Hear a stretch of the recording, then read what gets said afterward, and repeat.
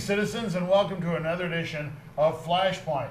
Flashpoint is a television program of issues and ideas where we take some topic that's important to us, work it over using the good old-fashioned human talents of discussion, discourse, disagreement, and try to see if we can come to our own conclusions. Do we need expert talking heads tell us what to think? No. We think that we can share information and come up with useful and productive ideas on our own. Flashpoint is brought to you by the Lawrence Debate Union, an endowed co-curricular activity at the University of Vermont, which teaches UVM students the arts and skills of debating and then has them debate other human beings from around the region, around the nation, and around the world. One of the other things we do to promote discussion and discourse in our community, along with the public debates we have, is to bring you Flashpoint. And we have done that boom style, as they would say, 370 times. If you'd like to watch some of our past shows, go to our website, debate.uvm.edu.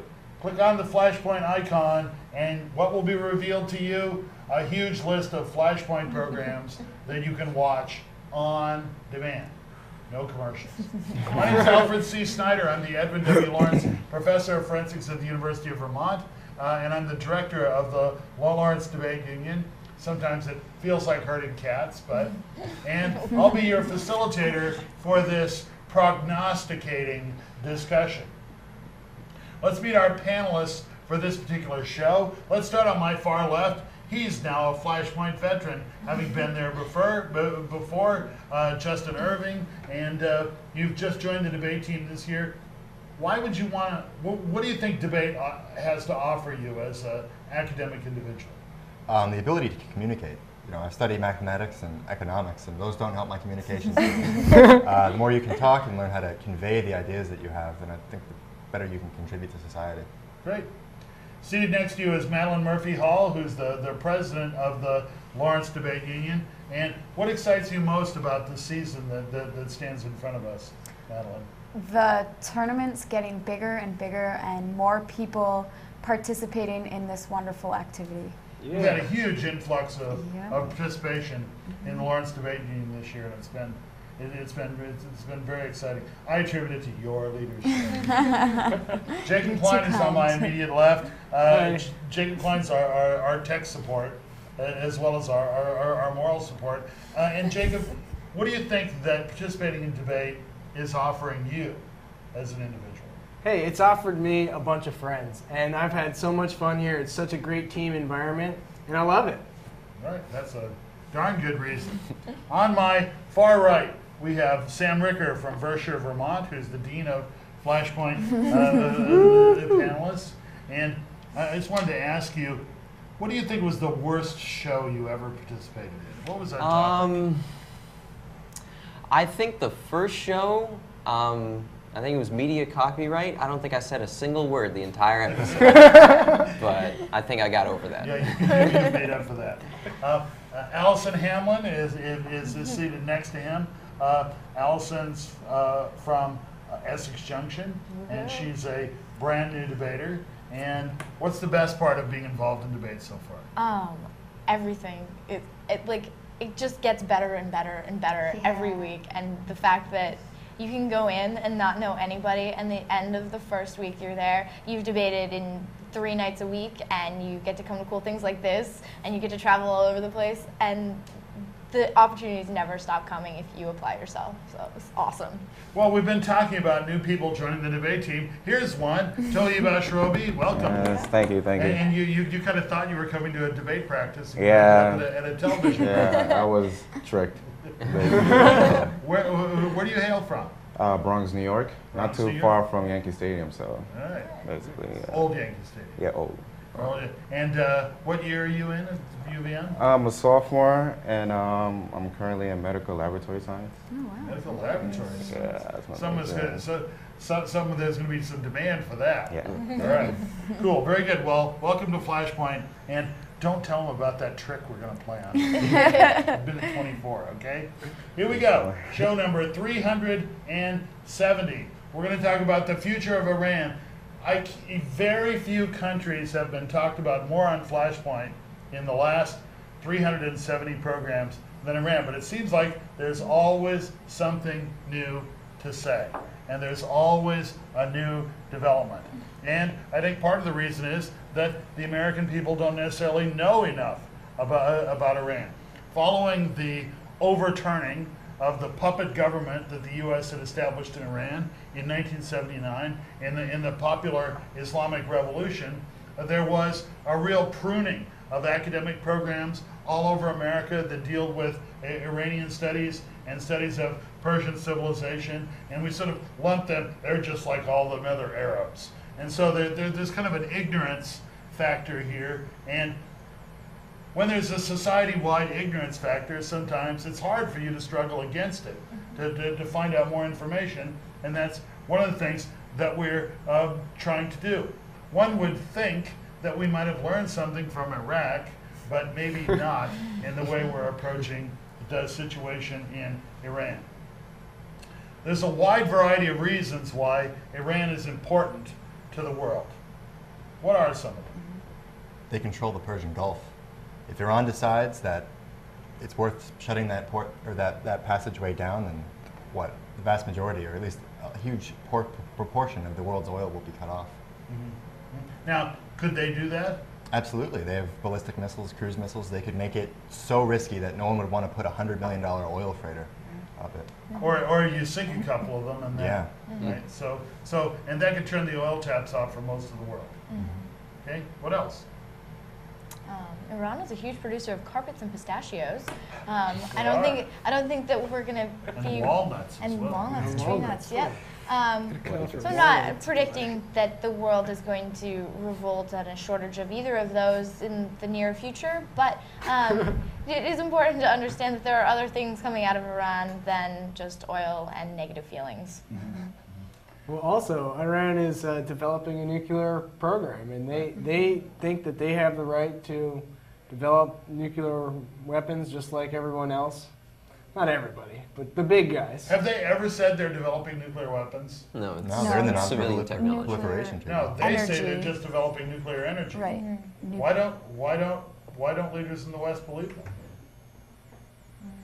Well, the way that they're building their program, it's exactly how you would make a clandestine nuclear weapons program. Yeah, That's they're the making concern. weapons-grade plutonium with their nuclear reactors that they say are just for energy. But we don't believe them. Now, they're a signatory to the Non-Proliferation Treaty, right? Yes. And so they promised not to get nuclear weapons. Mhm. So they would have to break that treaty in order to do that. Would they? Well, they're the only Shia state in the region. They're surrounded by powerful states with nuclear weapons, Israel, Pakistan. Perhaps they feel they should have nuclear weapons. The Israelis have a Yeah. nuclear sub parked in the Persian Gulf with warheads on it. Is there any other reason why they might need nuclear power? Well, I think the United States is a global threat.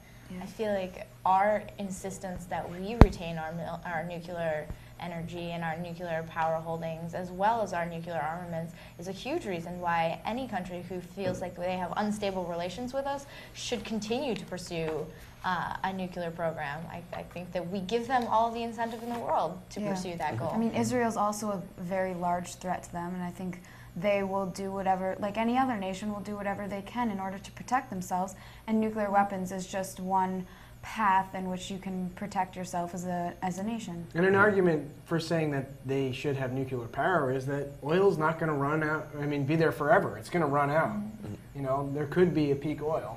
In fact, there been. is a good chance that oil will run out Right. in Iran because they are producing a huge amount of it, selling a huge amount of it in order to gain money, to keep social benefits up, to stop unrest. But they're not investing in new exploration and new production. So, you know, here's an article from the International Herald Tribune that says in 20 years they're not going to have any oil. So that would be a reason why Right. maybe they need nuclear power. They'd be in trouble. Yeah. But if Israel poses a threat to Iran, do you think Iran poses a threat to Israel? Well, Ahmadinejad has kind of indicated that he'd like to, wipe them off the face of the earth. Mm-hmm. So. I think that was a particularly unwise thing to say. Yeah, That we need to wipe them off the map. not very diplomatic. No. Well, he's not known for his diplomatic. Well, let's talk about the government there. How is the government there different from in other countries? Well, they're very old. It's a much older government. They're very almost totalitarian, or theocracy, I guess, not so much totalitarian, but just kind of almost out of touch with what the people want because it's a very young generation. Iran's one of the youngest countries per capita, and it's, What does it mean to be a theocracy? I mean, it's hard for us to understand that. Yeah, it is Yeah. really difficult. Stick by the, your religious whatever, like the Quran. Yeah? Right. Sharia law, Yeah. is that what it's called? Yep. Run by clerics. You know that it's called Sharia law. But Things to it's agree not on. just, I mean, there are a number of countries that allow Sharia law in courts, like Nigeria, like many courts in Egypt, but it goes beyond that because there's a guardian council that gets to overrule any government decision, and it's made up of older Islamic clerics led by the supreme leader, Ayatollah Khamenei, and he sort of leads it, and they can literally overrule anything the government says. Whoa. For example, people want to run for office. They have this parliament called the Majlis, and so a bunch of people say, hey, I want to run. Well, the Guardian Council reviews all the people and then crosses off the ones they don't like. And so only the devout get to run, so only the devout get elected. So that's a pretty serious... So no separation of church and No, state. it is the Islamic Republic of Iran. Right, and is what it's called. the younger generation is kind of pushing up against that, saying they want to modernize, they want to become more associated with the West and have that separation between church and state. So there's a kind of a big backlash against the Iranian government from within their own nation.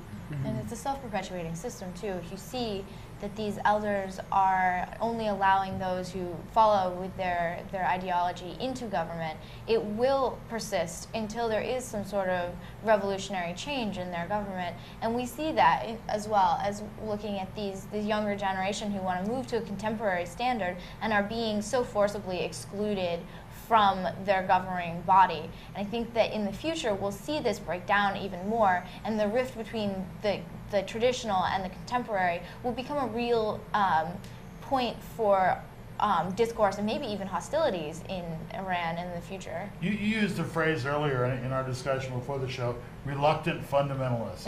What did you mean by that? I think that also, speaking about the perpetuation of the system, is that people in the system feel as though they need to correspond their public beliefs with that of the theocracy, even though privately they may disagree. But the fact that the social pressure and the hegemonic influence of the society is so great that until there is that break, until there is that shift, which I think, as you were talking about, will happen rather drastically, and they reluctantly go along with these fundamental beliefs and are in essence reluctant fundamentalists. And we view them as fundamentalists. Yeah, I have a even though- personal friend who's a university professor, and he is quite clearly a reluctant fundamentalist, but he wants to keep his job and his house and his wife's job and the fact that he has a passport and can travel abroad, so he has to mouth the right line to stay in effect. Now, I'm not going to talk about whether that may also be true in some ways in the United States. Yeah, really. But, you know, I'm not saying it only happens in Iran, but that's an issue. Now, traditionally, they're thought of in the West as being anti-West. They don't like the West. Why? Well, their government doesn't. Their government Their doesn't. government thinks that the West is immoral and bad and that they're corrupting people with their Western Hollywood influence. And Well, I mean, that makes sense too, because if the government is a religious body and the West is pushing on to the government this idea of we want separation between the church and the state, then of course there's going to be a backlash from their government because they don't want that separation of church and state. that shouldn't be the role of government. I think Well, who they're- are we to say what the role of That's their what we government think, should be? Like, that's not our position to be like, Iran, you need it to separate your church and state. Yeah. Maybe it's just my American. That's right. You're America-centric. I think it all comes down to the CIA. Yeah. The CIA put Tell the, that story. The CIA put the Shah in power over a democratically, or at least partially democratically elected government. Uh-huh. And then we had blowback. That's when the CIA does something that the American people aren't told about, and then it blows back in our face, like on 9/11. And so I think the Iranians have good reason to be weary of the West, and especially the United States and Israel. Well, people complain that the current Iranian government is repressive. For example, they execute gay people and stone adulterers and stuff like that. But the Shah was every bit as bad, if not worse. He was a dictator established by the American government. He crushed all opposition, and then he immediately made huge deals with Western oil companies who completely exported most of their wealth. The Shah got some, but the people didn't benefit from it all for an incredibly long period of time.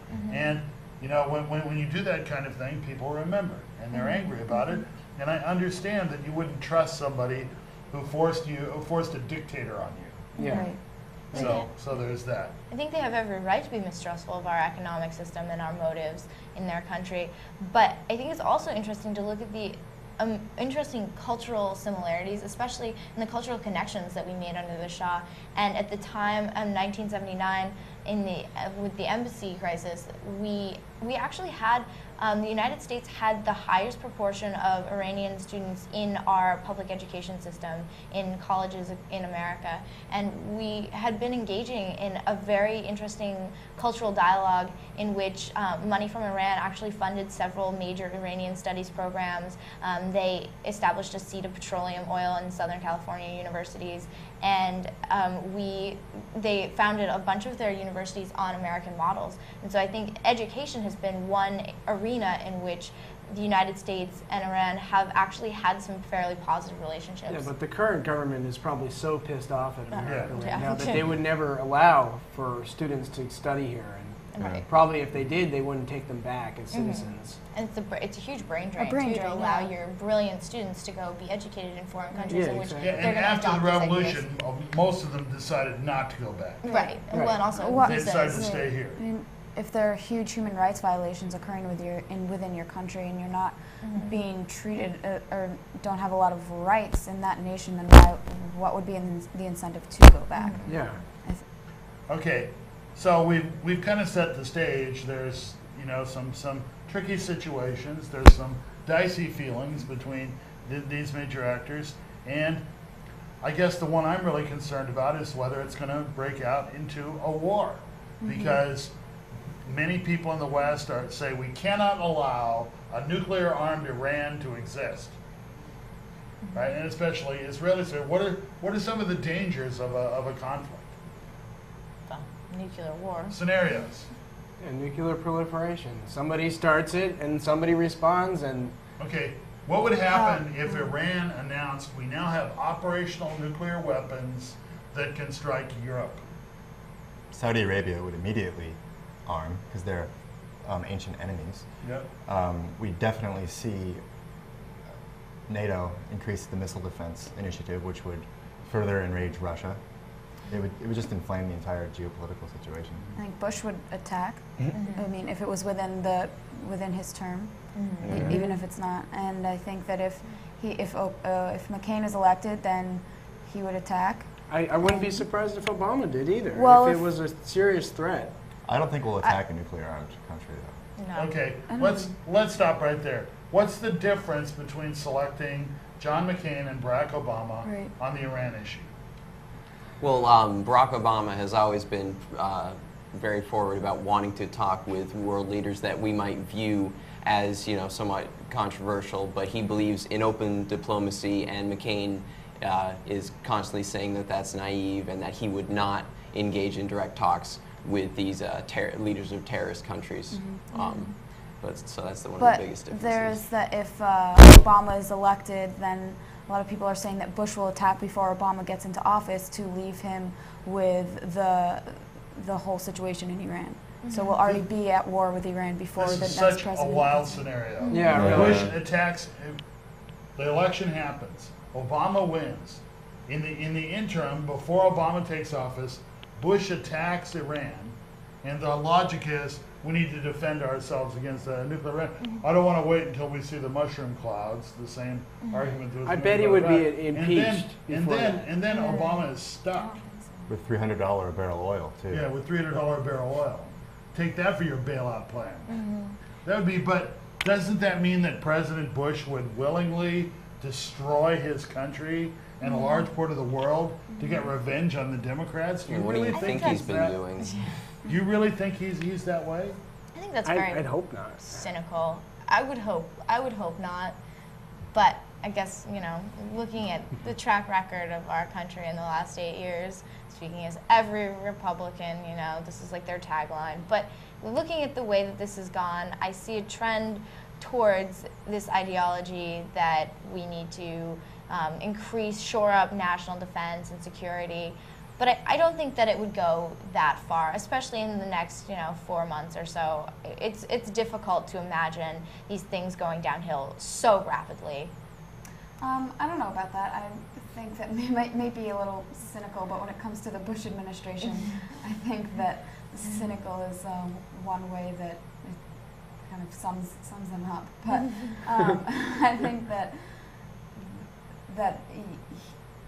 I just wouldn't put it past him. I mean, we've seen what he's done to Iraq. He's totally destroyed a country without even really having huge justifications for going in, other than them having weapons of mass destruction, or at least that's Which what, they didn't. right, which they did not Yep. have. So I think that he doesn't need a lot of justification to go in and declare war on another nation. And maybe if that he sees that as maybe one way of him leaving office, and he'd be more than happy to do so.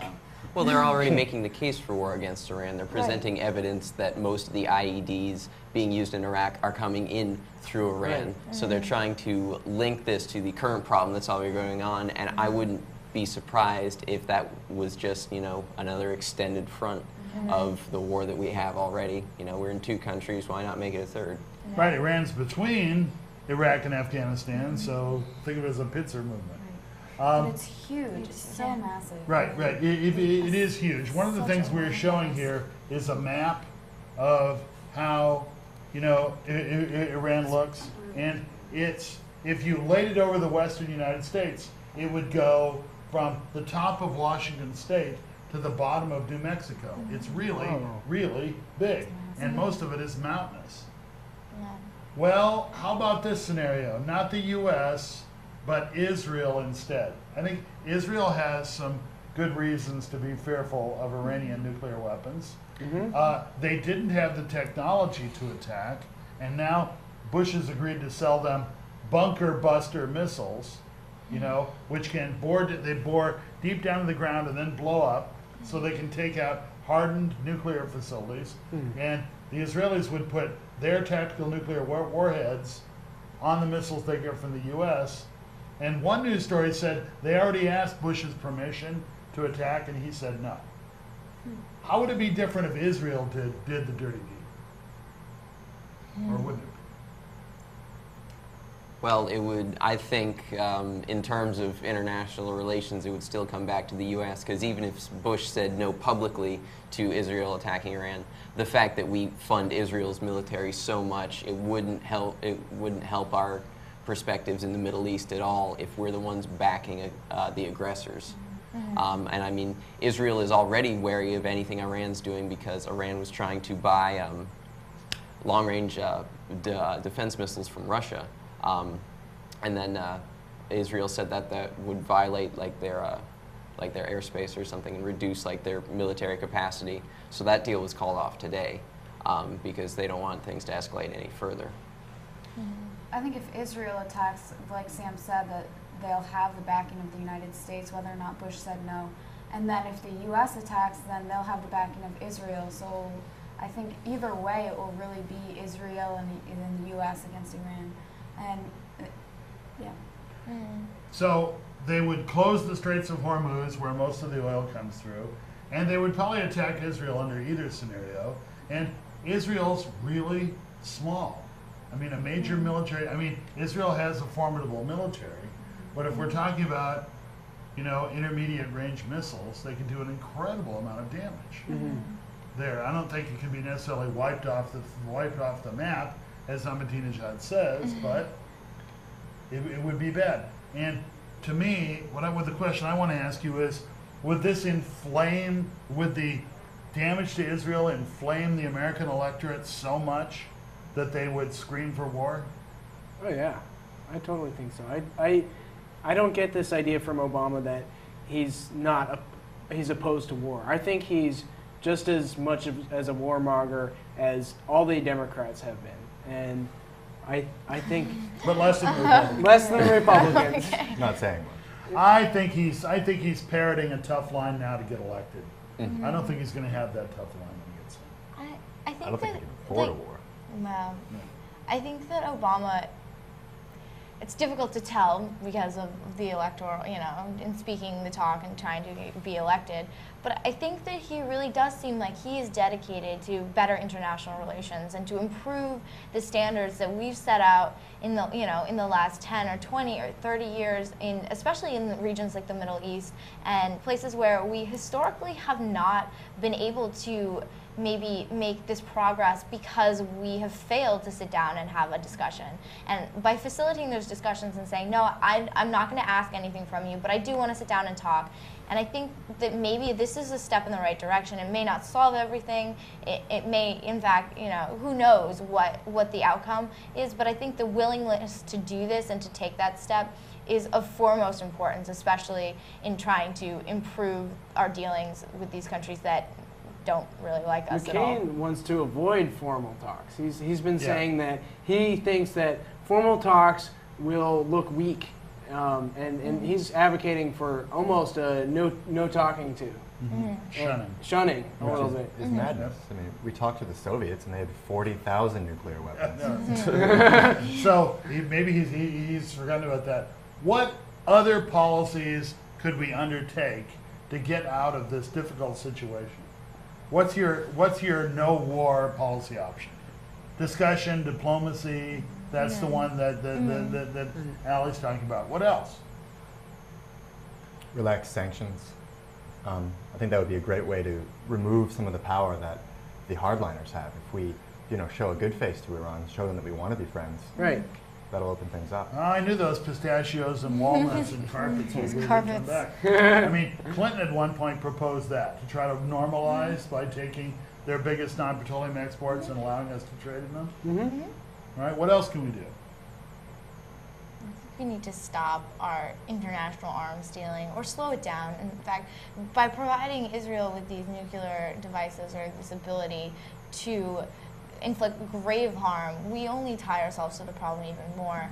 And while it is our problem, I think that there are so many diverse ways, as I've talked about before, of trying to get around such a reliance on arms power, and that we're so focused on. I think we need to distance ourselves from Israel. Yeah. I mean, why are we so tight with Israel? I don't see clearly. Well, there's an incredible double standard there. Yeah. Israel has secret nuclear weapons, and we don't yell about that. Well, the United States does as well, I think we're very hypocritical to tell other people that they can't have nuclear weapons when we have them ourselves. Yeah. I mean, there is the argument, well, Ahmadinejad is this horrible, horrible person, but if you look at Bush, then it's like, could get himself in trouble for saying that. But. Well, we've run out of time, and I'll just say that I think the best strategy is to wait, let the demographic change happen, and let a new generation of leadership come, and maybe that will make a difference. But who knows what will happen in the meantime. Let it happen internally rather than try and force something onto them Yeah. externally. Thank you so much for watching this week's edition of Flashpoint. Keep all the time, as we say, Think for yourselves.